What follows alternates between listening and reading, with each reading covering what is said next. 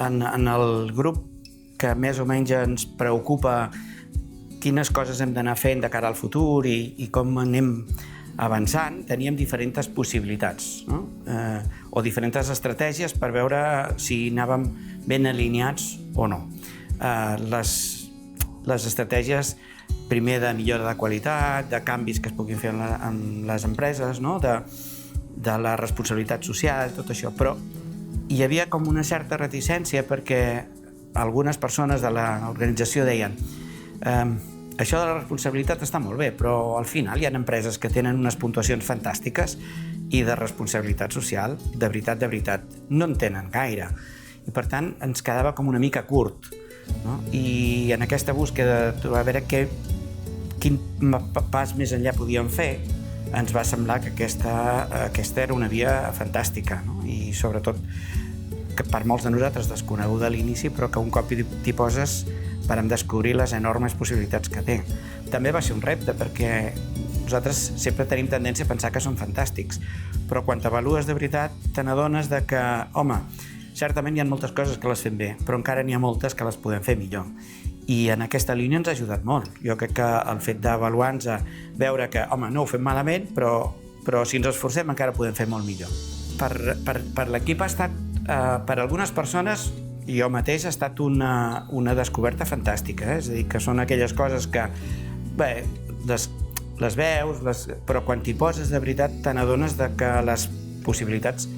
són àmplies i sobretot en un entorn com el nostre, en una empresa de l'àmbit de la salut, molt implicada en el barri, que tenim una visió molt comunitària de com hem d'interaccionar amb tots els agents que hi ha en el barri. I per tant, com a eina de millora ens ha estat fantàstica, però també de cohesió del propi equip, de compartir aquests valors que de forma implícita tenim, però que quan els visualitzes i els comparteixes ens donen molta força, i en aquest sentit crec que l'experiència ha estat molt bona per tothom, i fins i tot pels que d'entrada, i a totes les organitzacions sempre hi ha algú que diu això no serveix per res, doncs fins i tot aquests han estat persones que s'han motivat i que han vist que aquest era un camí interessant.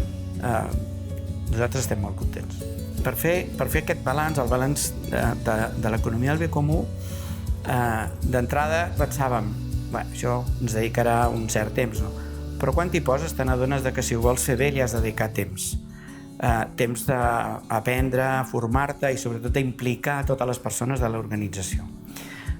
Això no és fàcil perquè nosaltres alhora hem de seguir fent tota la nostra feina, que en un equip d'atenció primària que tenim els recursos que tenim,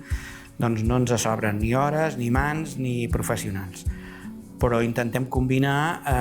també amb la nostra activitat assistencial, també hem de guardar temps per formació, per fer activitats, etc. I ens va semblar que sense presses i per tant donant-nos tot el temps que calgués, però que aquesta era una bona inversió i certament hi hem dedicat temps, esforç dels professionals, no ho sabria quantificar, però en alguns moments bastantes persones de l'organització hi han dedicat moltes hores.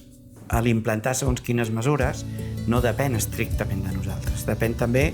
de que l'administració pugui fer les inversions o tingui els procediments posats a l'abast per poder-los fer. De manera que hi ha àmbits en els que ens agradaria avançar, però que per aquestes limitacions doncs no ho podem fer tan ràpidament com a nosaltres ens agradaria. Bé, és una de les limitacions, però en la mesura que depèn de nosaltres sí que intentem que en tots els àmbits, a les consultes, en els espais propis del centre, amb la conscienciació de tots nosaltres, tinguem present aquests valors que ens permeten ser respectuosos amb el medi ambient. Hi ha moltes coses que es poden fer, petites coses que es poden fer a nivell de la consulta, tenint en compte les impressores, els tòners, com utilitzem, som curosos en la utilització dels recursos, l'aigua, la llum, l'aire condicionat. Tot això intentem fer-ho, però a vegades ens agradaria fer alguna cosa més que aquesta limitació de no ser els propietaris del centre i no poder fer segons quines inversions ens limita. El fet d'haver tingut una consciència prèvia de servei a la comunitat, d'aquests valors que ja m'hi he referit alguna vegada, dels valors que són propis de la professió, i que eines com aquesta ens fan ser més conscients de que els hem d'incorporar, jo crec que això ens ha ajudat. Però encara és una mica d'hora per veure si el balanç final d'aquesta crisi com acaba. Jo crec que en l'àmbit de la salut, i més en un entorn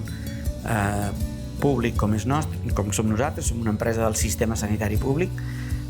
tots aquells elements que ens ajudin a projectar cap als nostres ciutadans, als nostres pacients, però també al reste del sistema sanitari, que som una organització que intentem ser transparents, que intentem incorporar amb totes les decisions aquests valors propis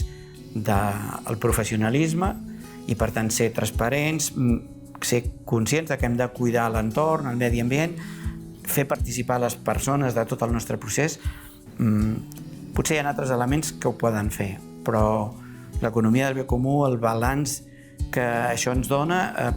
jo crec que és un element i que nosaltres recomanem a tothom que com a mínim ho explori i vegi les possibilitats que té. Per nosaltres jo crec que en té moltes i per tant ho recomanem a tots els actors del sistema sanitari públic que utilitzin aquestes eines.